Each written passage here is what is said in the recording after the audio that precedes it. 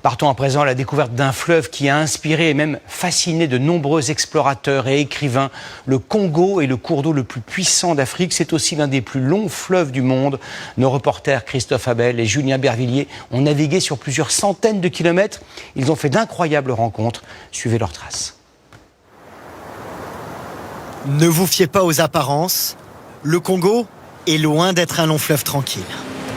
Il est avec l'Amazone le fleuve le plus puissant du monde, le plus mystique aussi. Considéré par les habitants comme la déesse mère, source de vie, le Congo est le fleuve des superlatifs.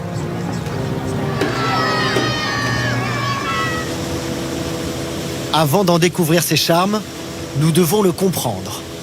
Les falaises de Manguéniégué, situées au nord de Brazzaville, sont un passage obligé pour les navigateurs. Une légende est intimement liée à ces falaises sableuses. Aux falaises de Manguéniégué, il y a des sirènes, du moins c'est ce qu'on nous dit. Et pendant très longtemps, pendant la traversée, à cet endroit précis, il fallait laisser des offrandes pour pouvoir poursuivre la traversée jusqu'au nord du Congo notamment. C'est ce que nous avons fait. Désormais protégés par les sirènes Mamiwata, nous pouvons remonter le fleuve vers l'un de ses affluents avec la promesse de nouvelles rencontres dans la réserve de Lesioluna.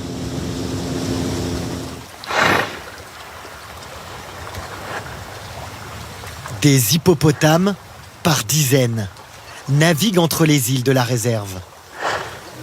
Premier frisson, mais Bourgès, notre guide, nous a promis des émotions encore plus intenses. Le maître des lieux se cache dans cette forêt luxuriante, où les branches des palmiers viennent caresser la surface de l'eau.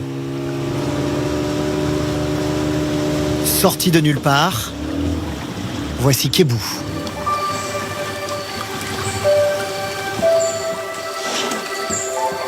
Après des années passées dans un zoo en Angleterre, il est de retour chez lui au Congo, mais doit réapprendre à vivre à l'état sauvage.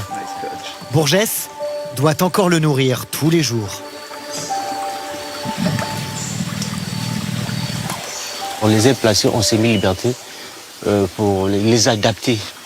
Si on constate qu'il devient autonome et il commence à manger des fruits sauvages, on va le réintroduire en liberté totale. Ce moment, cette séparation avec ses gorilles, Bourgès l'appréhende. Tous les jours, on partage le matin et le soir. Donc, lorsqu'on va le relâcher, ça sera un peu difficile pour nous, pour notre sentiment. C'est la vie. Oui, c'est la vie, mais c'est la loi de la nature. Pour assurer leur survie, loin du braconnage dont ils sont encore victimes au Congo, les gorilles sont répartis sur des îles tout autour du fleuve. Depuis le début des années 2000, une cinquantaine a été relâchée.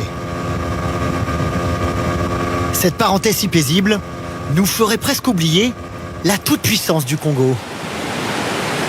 Tumultueux, avec les chutes de l'Oufolakari, les plus vertigineuses du pays, ou celles de Bela, qui viennent alimenter ces eaux folles et gonflées de terre ocre.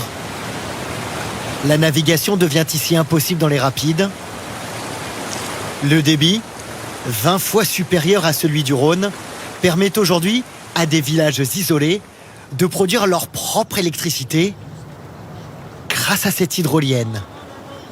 Le débit est une richesse du fleuve. L'hydrolienne nous a paru être une solution simple et efficace pour produire de l'énergie électrique toute la journée et toute la nuit.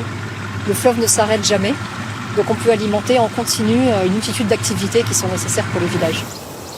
Installé depuis 4 ans et financé notamment par des associations à hauteur de 100 000 €, ce système a changé la vie de Noélie. Voilà, tout ça là, ce sont des machines qu'on fait beaucoup de choses avec. Et des 15 000 habitants de l'île. Voilà, ça, on boit de l'eau qui est potable. Voilà, il y a du pain, il y a des confitures, il y a du jus, tout ce qu'on peut chercher. Il y a des chambres froides, qu'on peut garder la nourriture ou le poisson frais. Le Congo prend sa source à la frontière de la Zambie et traverse le continent d'est en ouest sur 4700 km, puis se jette dans l'océan Atlantique. C'est un fleuve de contraste. D'un côté, ces petits villages authentiques, de l'autre, un visage plus moderne, où se dressent des tours flambant neuves. Singularité du fleuve Congo, il sépare les deux capitales les plus rapprochées du monde. À peine 300 mètres séparent Kinshasa, en RDC, de Brazzaville, là où nous nous trouvons, en République du Congo. Il n'existe aucun pont pour traverser le Congo.